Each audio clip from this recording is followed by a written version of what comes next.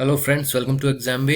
तो इस वीडियो में हम बात करेंगे जो लेटेस्ट करंट अफेयर्स हैं, जो लेटेस्ट अपडेट्स हैं हमारे इंश्योरेंस सेक्टर के बारे में। ठीक है, तो मोस्टली जो IRDA है, इंश्योरेंस रेगुलेटरी डेवलपमेंट अथॉरिटी, जो रेगुलेटरी बॉडी है इंश्योरेंस सेक्टर के लिए, उसकी तरफ से काफ़ी सारे अपडेट्स हैं, वही हम इस वीडियो में कवर करेंगे। सबसे पहला, इंश्योरेंस फॉर ऑल।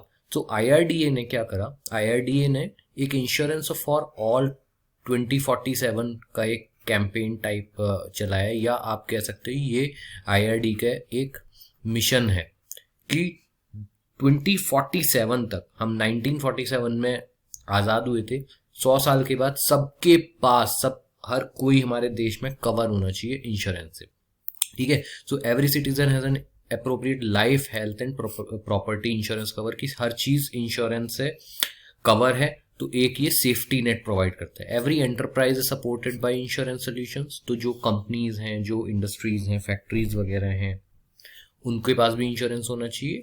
और make Indian insurance sector globally attractive. तो ग्लोबली अट्रैक्टिव का मतलब ये है कि सिर्फ इंडिया में ही नहीं, इंडियन इंश्योरेंस कंपनीज की जो प्रेजेंस है वो दूसरे देशों में भी बहुत स्ट्रांग होनी चाहिए। हम सिर्फ अपने देश में इंश्योरेंस ना करें, हमारी जो कंपनीज है वो दूसरे देशों में भी जाकर इंश्योरेंस करें।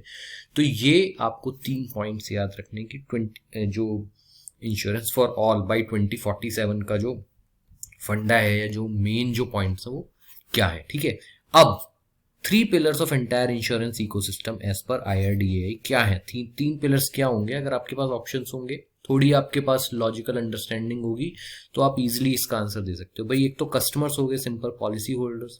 दूसरे हमारे इंश्योरेंस प्रोवाइडर्स हो गए, इंश्योरर्स। तीसरे हमारे इंश्योरेंस डिस्ट्रीब्यूटर्स हो गए, जो कि इंटरमीडियरीज हो गए। डिस्ट्रीब्यूटर्स में आपके जो वेब एग्रीगेटर्स वगैरह होते हैं, या फिर बीच में ब्रोकर्स वगैरह होते हैं, या फिर आपके एजेंट्स वगैरह होते हैं, ये सब लोग आ जाते हैं। फिर IRDAI wants to strengthen insurance ecosystem, continuously achieve is objective. तो ऑब्वियसली IRDAI का पर्पस क्या है कि भाई जो हमारा इंश्योरेंस सेक्टर है वो ग्लोबली अट्रैक्टिव हो और नेशनली अट्रैक्टिव हो, और उसे स्ट्रेंथन करना ही एक पर्पस है IRDA के।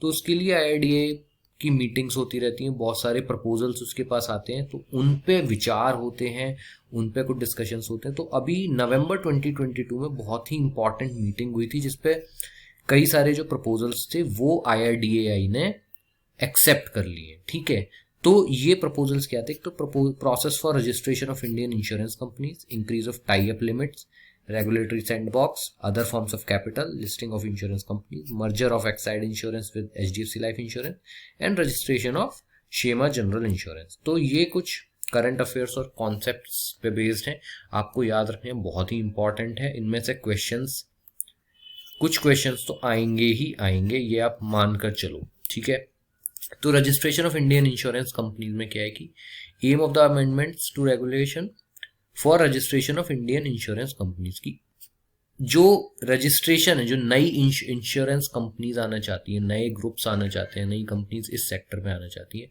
एक तो ईज ऑफ डूइंग बिजनेस होना चाहिए उन्हें, तो उसके लिए हमें रूल्स बनाने हैं।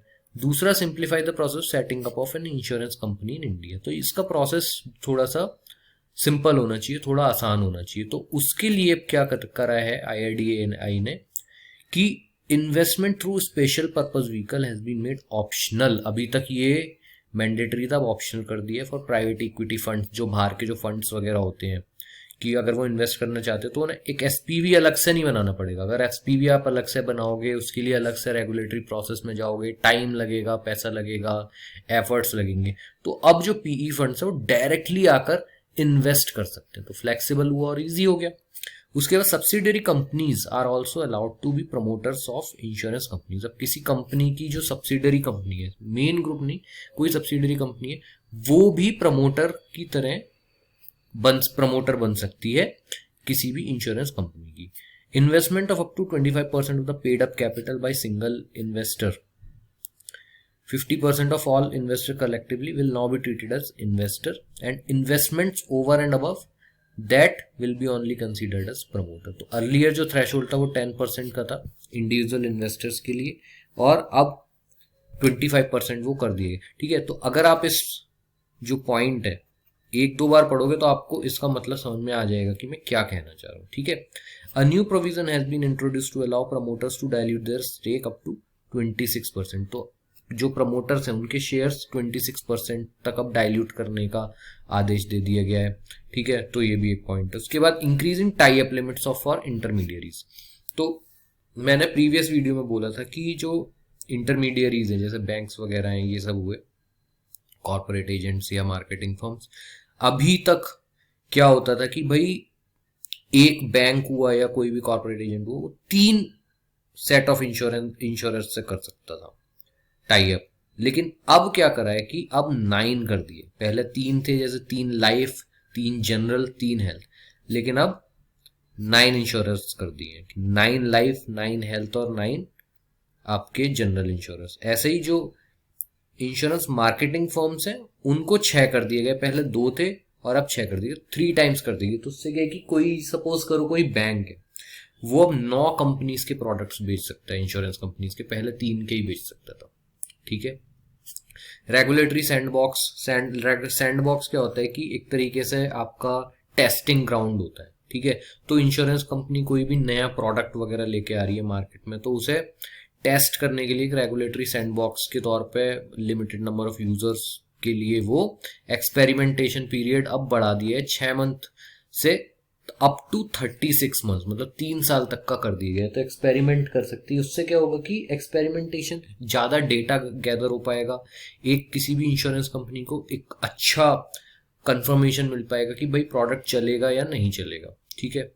उसके बाद अदर फॉर्म्स ऑफ कैपिटल में क्या है कि raise to in order to facilitate ease of other forms of capital such as subordinate debt or preference share, prior approval of IRDA is not required। तो पहले ये रिक्वायर होता था, पहले चाहिए होता था, पर अब ये रिक्वायर नहीं होता है। तो ये पॉइंट्स आपको पढ़ने, इसमें से आप अपने नोट्स भी बना सकते हो, शॉर्ट और क्रिस्प, पर आपको याद होने चाहिए। फिर लिस्टिंग ऑफ इंश्योरेंस कंपनीज का क्या है कि listing of insurance in stock exchanges allows the insurance to raise capital. तो अगर आप स्टॉक एक्सचेंज में अपने आप को, अपनी कंपनी को आप लिस्ट कर दोगे तो ऑब्वियसली पब्लिक से पैसा उठा सकते हो। जो पब्लिक है हमारे, आपके जैसे जो रिटेलर्स हैं जो ट्रेड करते हैं, इन्वेस्ट करते हैं, वो शेयर्स खरीद सकते हैं।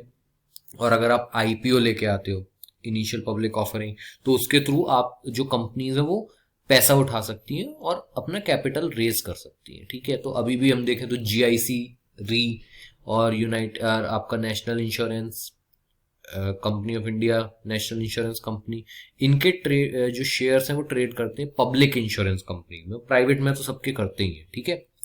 IRDA has given full approval to Go Digit general insurance company for listing. तो Go Digit general insurance company list होने जा रही है। India first life insurance company ने भी एक्सेप्ट कर लिया गया, उसका इन प्रिंसिपल अप्रूवल कर दिया गया है, तो उसको अभी स्टडी किया जा रहा है, ठीक है।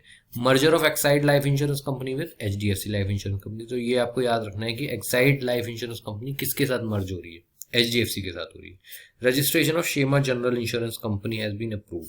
तो ये भी आपको याद रखना है, सिंपल करंट अफेयर्स के ये फैक्ट है इंश्योरेंस से रिलेटेड।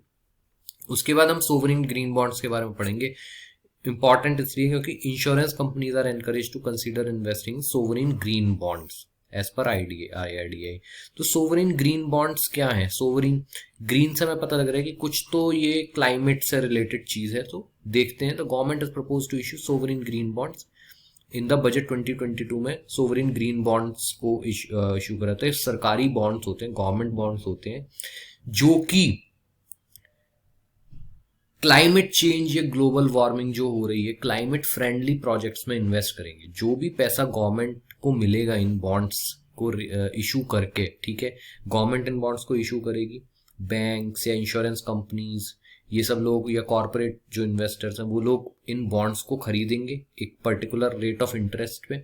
गवर्नमेंट के पास पैसा आएगा, तो जो गवर्नमेंट है उस पैसे से फंड करेगी ऐसे इंफ्रास्ट्रक्चर प्रोजेक्ट्स जो कि क्लाइमेट फ्रेंडली है, क्लाइमेट के लिए अच्छे हैं सब, ठीक है। जैसे अगर सपोज करो GAIL, gas authority of India limited, ऐसा कोई प्रोजेक्ट निकालता है, वो हाइड्रोजन, ग्रीन हाइड्रोजन पे काम कर रहा है, तो उसके लिए वो पैसा इकट्ठा करना है, तो वो इनसे कर सकता है। तो इस तरीके के बहुत सारी चीजें, प्लांटेशन ड्राइव, बहुत सारी चीजें। तो reducing the carbon intensity of the economy, as a major for achieving nationally determined contribution under Paris climate change. तो उसमें भी इंडिया ने बहुत सारी साइनिंग्स करी है कि हम इतना कार्बन कम करेंगे, तो उसके लिए भी ये हेल्प करेगा। ठीक है, तो यहाँ पे मैंने कुछ पॉइंट्स दे रखे हैं, जैसे LIC of India is the only Indian insurance underwriting life insurance business outside India. तो इंडिया से बाहर ओनली इंडियन इंश्योरर है जो इंडिया से बाहर भी काम कर रहा है, बिजनेस कर रहा है। As of March 2022 there are 67 insurance. तो ये नंबर आप याद रख सकते हो कि लेटेस्ट नंबर क्या है इंश्योरेंस कंपनीज का।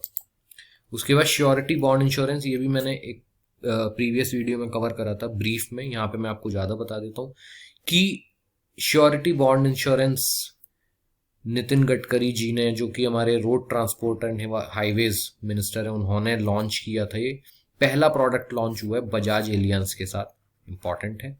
Surety bond insurance will act as security arrangement for infrastructure product, जैसे हाईवेज बन रहे हैं हमारे यहाँ, पोर्ट्स बन रहे हैं और बहुत सारी चीज़ें बन रही हैं, ब्रिजेस वगैरह बन रहे हैं। तो श्योरिटी बॉन्ड इंश्योरेंस से क्या होगा कि कॉन्ट्रैक्टर भी सेफ हो जाएगा और प्रिंसिपल मतलब जैसे NHAI है, national highway authority of India, highways वो बनाता है, तो वो प्रिंसिपल हुआ। उसने कई सारे कॉन्ट्रैक्टर्स होते हैं, जो ये इंफ्रास्ट्रक्चर कंपनीज होती हैं, वो कॉन्ट्रैक्टर होते हैं, उन्हें कॉन्ट्रैक्ट दिया कि भाई हमें ये रोड बनवानी है। तो बेनिफिट फॉर प्रिंसिपल क्या होगा? Surety risk bond insurance is a risk transfer tool for principal and shields the principal from the losses. अगर कॉन्ट्रैक्टर किसी भी तरीके से डिफॉल्ट हो गया या कुछ भी हो गया तो भाई प्रिंसिपल को अपना पैसा मिल जाएगा। कॉन्ट्रैक्टर को क्या हुआ कि पहले उसे बैंक गारंटी देनी पड़ती थी, अभी भी देनी पड़ती है।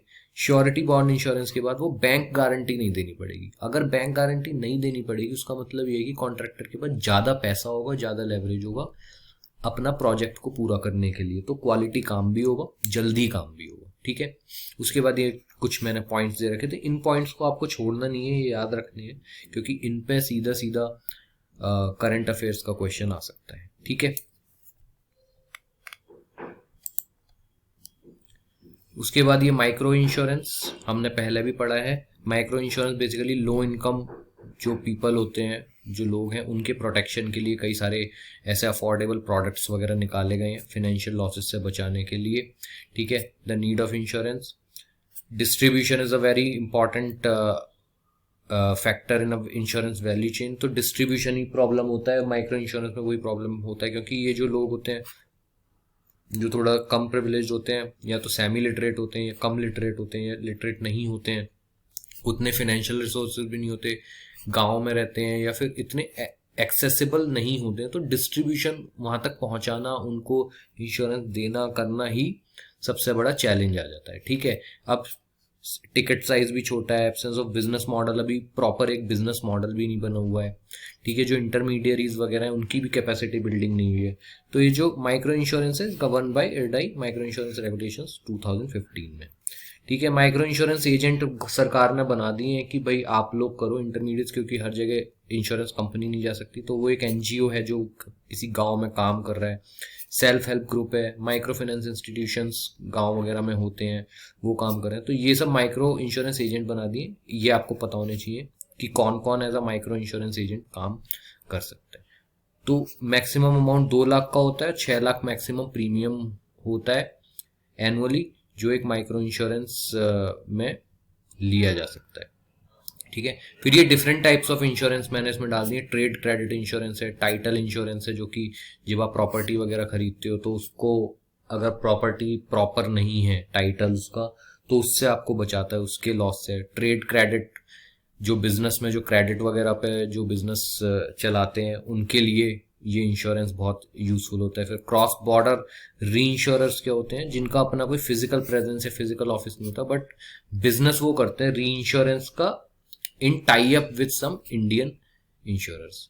फिर एक इंडियन रिपोजिटरी सिस्टम बनाया था IRDA ने टू डीमटेरियल, जैसे आपके स्टॉक्स या शेयर्स वगैरह डीमेट अकाउंट में रहते हैं, ऐसे ही इंश्योरेंस पॉलिसीज भी डीमेट अकाउंट में हो। तो ये 4 इंश्योरेंस रिपोजिटरीज इन्हें दी थी, ये आपको याद रखनी है, NSDL, CDSL, CAMS और कार्वी। तो ऑप्शंस आ जाएंगे 3, इनमें से कोई एक ऑप्शन आपको दे देंगे, 3 कुछ और दे देंगे, या फिर ये पूछ लेंगे कि कौन सी इनमें से नहीं है रिपोजिटरी। तो इस तरीके के क्वेश्चंस इसमें से आएंगे।